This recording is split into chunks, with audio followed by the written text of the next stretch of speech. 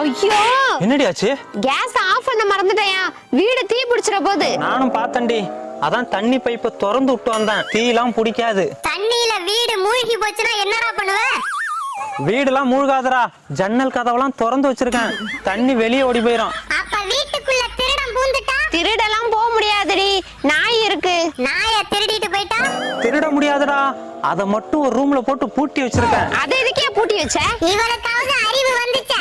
கக்கா போச்சுன்னா என்ன பண்ணுவ? குந்தாணி. நீ சொன்னது தாண்டி சரி, இரு புடிச்சு வெளியில கட்டிட்டு வரேன். வெளியில கட்டாதயா, பாத்ரூம்ல வச்சு பூட்டு. சரிடி.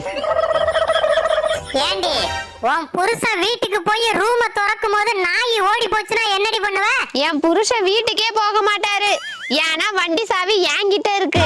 அப்ப சரி, இந்த புத்தி கட்ட குடும்பத்தை புளிய மர